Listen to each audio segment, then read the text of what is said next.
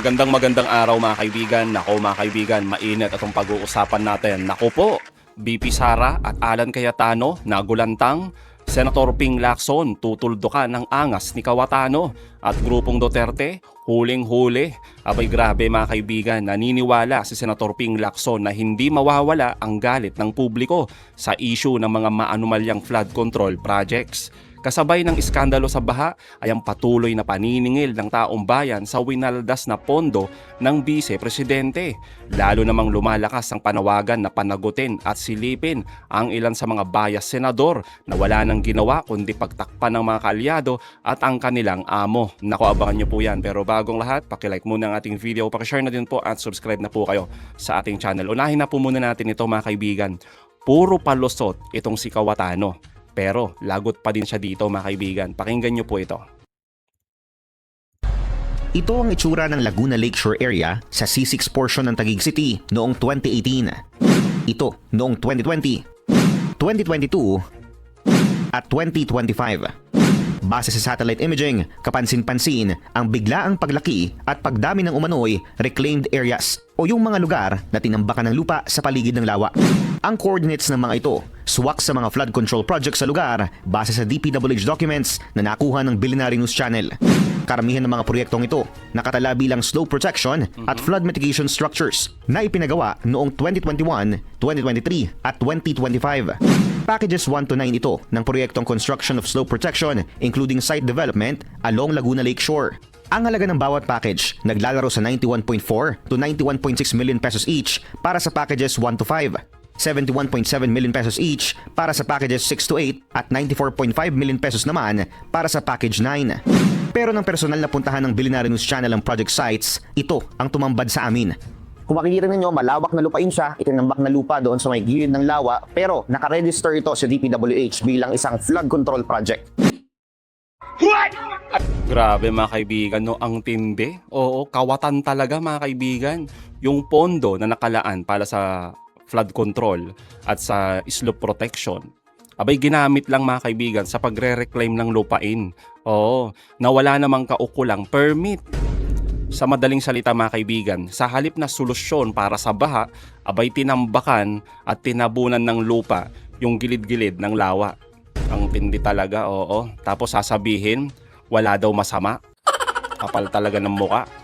Sa isang pahayag ngayong araw, sinabi ni Senator Panfilo Lacson na nakatakda ng magsagawa ng isang fact-finding investigation ng Ombudsman kaugnay ng mga naturang proyekto. Kabilang ang iba pang alleged ghost at anomalous projects sa Taguig City na aabot umano sa mahigit 30.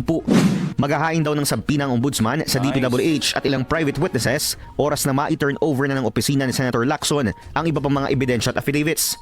Bagay na kinumpirma naman ni Ombudsman Jesus Crispin Remulla, dagdag ni Lacson, nakatakda ring maghain ng cease and desist order ang DPWH sa iba pang slope protection and flood mitigation projects sa Taguig.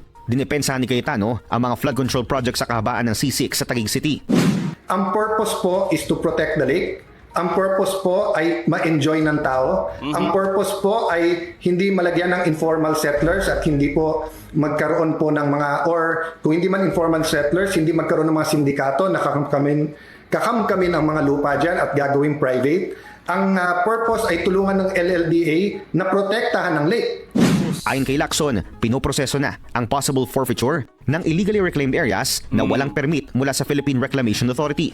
Noong Hulyo, naglabas din ng pahayag ang PRA at sinabing walang approved reclamation activities sa paligid ng Laguna Lake. Kaya lahat daw ng reclamation operations dito ay maituturing na illegal at unauthorized. Grabe mga kaibigan, no? Parang modus yung galawan. Mantakin nyo naman po, habang lunod na lunod ang libo-libo nating kababayan sa bawat perwisyo, dulot ng mga sablay na proyekto nila, abay panatag pa rin ang tulog ng mga totoong buhaya sa gobyerno. Tapos magpapalusot lang tulad ni Cayetano na para daw ito sa taong bayan. Para hindi daw masindikato mga kaibigan, para daw maprotektahan ang Laguna Lake. Ganyan po nila tayo pinagluloko. Pero malinaw po mga kaibigan, imbis kasi naharangan yung pagpasok ng baha, abay tinambakan at pinatagpa yung mga lupa na nilagay dyan sa lawa.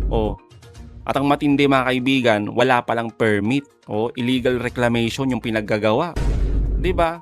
Ang daming kabalbalan mga kaibigan. Imbis na para sa flood control projects at sa slope protection, anong ginawa? Illegal na reclamation. Parang si Sara Duterte, di ba mga kaibigan?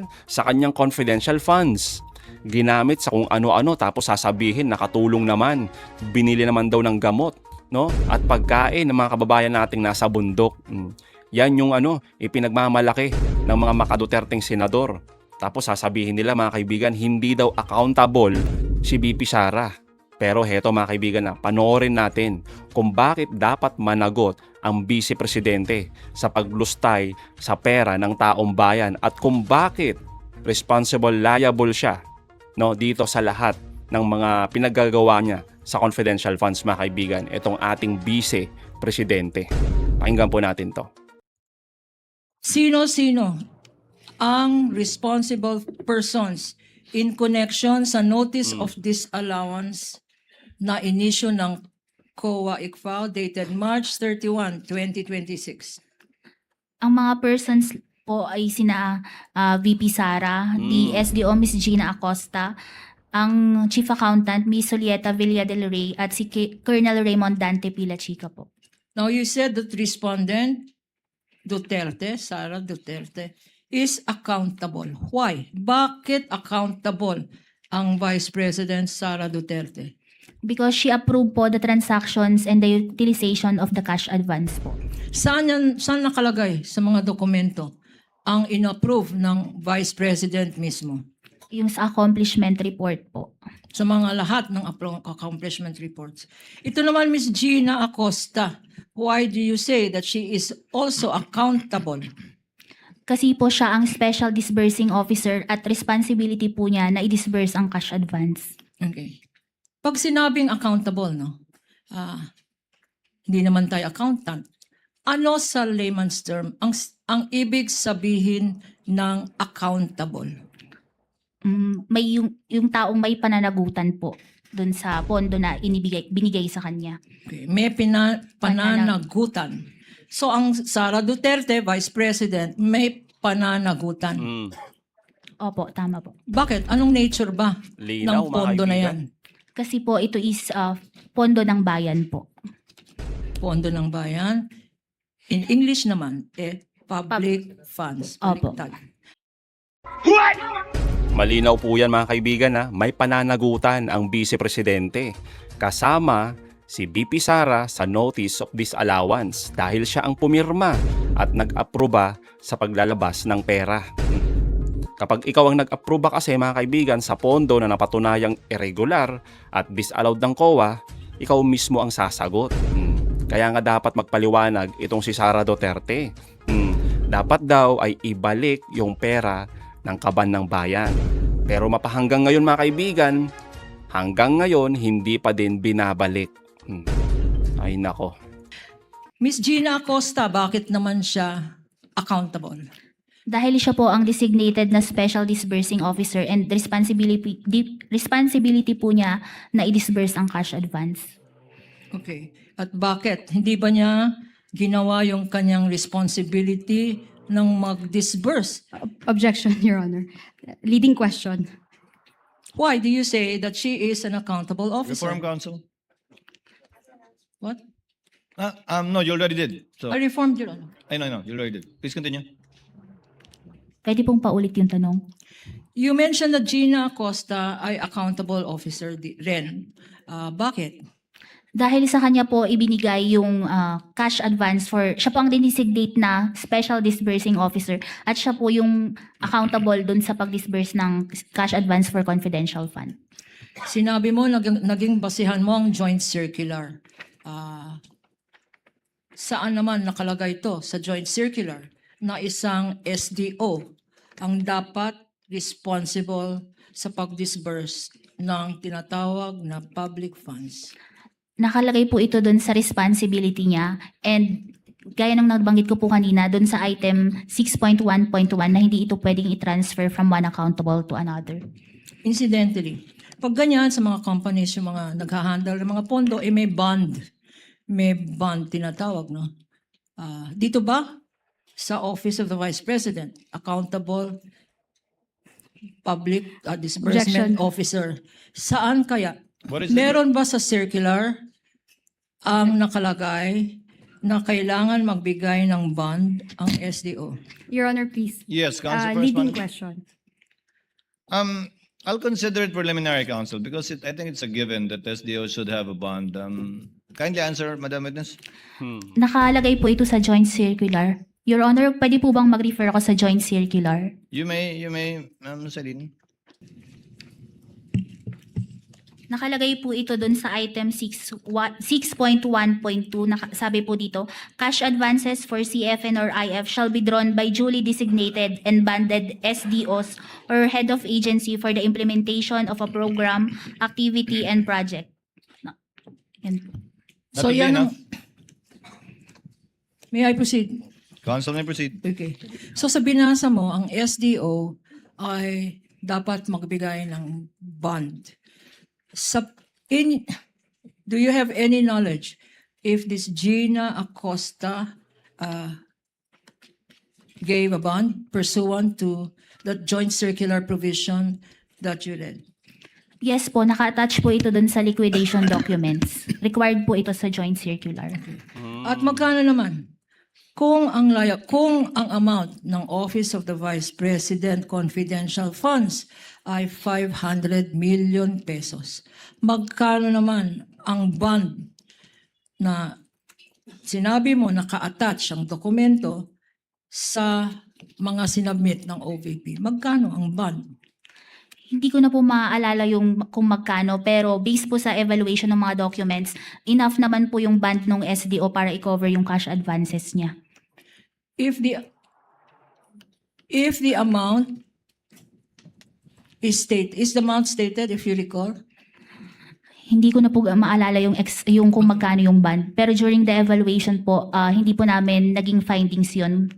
Okay. Ngayon naman,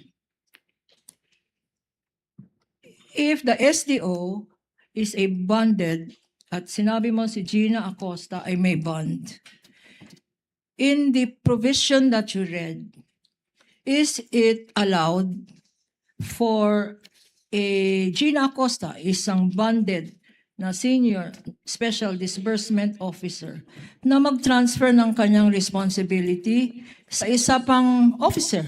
Your Honor, please. Yes, Council. Leading question, Your Honor. Actually, I would have sustained it because she asked and answered. Already answered, Council. You said, I will reform you on.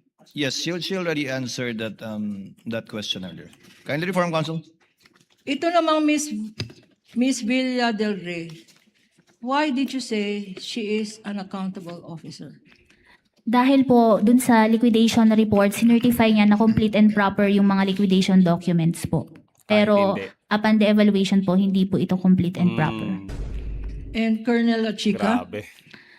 Dahil po siya ang nag-disburse ng cash advance despite not being the special disbursing officer ng Office of the Vice President. And why is that? Is this among your observations? Yes po. And what did your observation indicate about Colonel Chica? Yun nga po, yung naging, ito po yung isang mga ground kung bakit po na-disallow yung total ng 375 million. Sa pagkaalam namin, based on our understanding, may mga stages yan.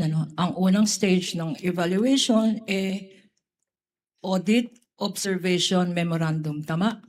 Opo, tama po. And in the case of the Office of the Vice President, naka-issue kayo ng AOM.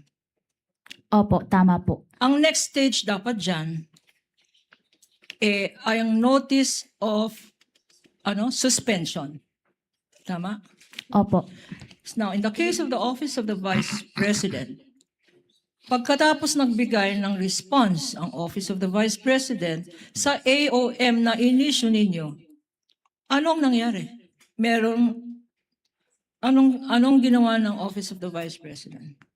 Nag-respond po sila sa AOM po. So, nag-respond sa AOM. Did the response address? Sinagot ba ng response na yan ang lahat ng observations, lahat ng non-compliance, lahat ng discrepancy, deficiency na pinoint out nyo sa AOM? Based po sa evaluation ng mga responses together with the attached documents po, hindi pa rin po ito naging compliant sa joint circular. And what did you do? What did your office do, if any? Kaya po nag-issue po kami ng notice of disallowance. Bakit, Madam Witness? Sa pagkaalam natin, pagkatapos ng AOM, dapat notice of suspension. Bakit nyo agad in-issue ang isang notice of disallowance at hindi na kayo nagbigay ng notice of suspension muna? Bakit diniretso ninyo sa disallowance? Dahil nga po sa naging statement under oath ni Ms. Gina Acosta na ibinigay niya yung, na by the directive of BP Sara, binigay niya kay Colonel Lachica yung cash advance for CF, which is a violation po ng joint circular, making it irregular po. Apart from this joint circular of 2015, please confirm kung meron mga rules and regulations na in-issue ang COA para sa mga settlement of accounts, if you know. Ang basis po namin is yung rules and regulations on settlement of accounts po. Anong ibig sabihin nun? Anong particular provision? Pwede pong pakiulit yung tanong. Sinabi mo na merong rules and regulations on settlement of accounts. Opo, meron po. At instead of a notice of suspension, diniretso nyo agad sa notice of disallowance. Opo, tama po. Anong pinagbasihan ninyo nito?